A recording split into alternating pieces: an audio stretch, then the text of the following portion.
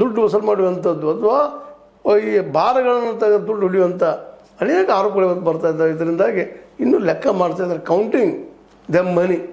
ಹೀಗಾಗಿ ಇವತ್ತು ವೈ ಮಂಜುನಾಥ್ ಅವರು ಇವತ್ತು ಒಂದು ಏನಪ್ಪ ಅಂದರೆ ಈ ಅಪರಾಧಿ ಕ್ರಿಯೆಯಲ್ಲಿ ಸಿಕ್ಕಾಕೊಂಡು ಮೋಸ್ಟ್ಲಿ ಇವ್ರಿಗೆ ತೊಂದರೆ ಆಗುವ ಎಲ್ಲ ಸಾಧ್ಯತೆಗಳಿದ್ದಾವೆ. ಜೊತೆಗೆ ಇನ್ನೊಂದು ಮಾತನ್ನು ಗಮನಿಸಬೇಕಾಗಿದ್ದು, ಇವರು ಮಾಡಿದ್ರಿಂದಾಗೆ ಇವ್ರು ಹಿಂದಿರುತ್ತಿರುವಂಥ ಸಹಜವಾಗಿ ಜಾರಕಿಹೊಳಿ ಕುಟುಂಬಕ್ಕೂ ಸಹಿತ ಒಂದು ರೀತಿ ಕೆಟ್ಟ ಹೆಸರು ಬರುವಂಥ ಎಲ್ಲ ಕೆಲಸಗಳನ್ನು ಮಾಡಿದ್ದಾರೆ.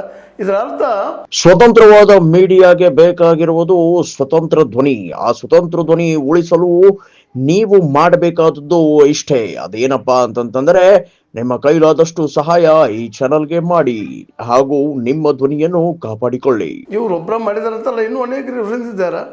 ಯಾರ್ಯಾರು ಇದ್ದಾರೆ ಅದು ಸಹಿತ ಹೊರಬರಬೇಕಾಗಿದೆ. ಇವತ್ತು ಅದೇನೂ ಇರಲಿ, ಇದು ನಡೆದಂಥ ಘಟನೆಯಿಂದಾಗೆ ಸಹಜವಾಗಿ ವೈ ಮಂಜುನಾಥ್ ಅವರು ಇಡೀ ತಮ್ಮ ಕುಟುಂಬಕ್ಕೂ ತಮ್ಮ ಬೀಗರ ಕುಟುಂಬಕ್ಕೂ ಸಹಿತ ಕೆಟ್ಟ ಹೆಸರು ತಂದಿದ್ದಾರೆ ಅಂತೇಳಿ ಸಹಜವಾಗಿ ಎಲ್ಲರೂ ಮಾತಾಡ್ಕೊಳ್ತಾ ಇದ್ದಾರೆ. ಇದಕ್ಕೆ ಇನ್ನು ಇಡೀ ದಾಳಿ ಮಾಡೋದಕ್ಕಿಂತ ಕೆಲವೊಂದಿಲ್ಲ ಕಾಂಗ್ರೆಸ್ ಮೇಲೆ ಸಿಟ್ಟಿಗೆ ಹಿಂಗೆ ಮಾಡ್ತಾಯಿದ್ದಾರೆ ಅಂತೇಳಿ ನಮ್ಮ ಗೃಹ ಮಿನಿಸ್ಟರ್ ನನ್ನ ಮೇಲೂ ಆಗಬಹುದು ದಾಳಿ.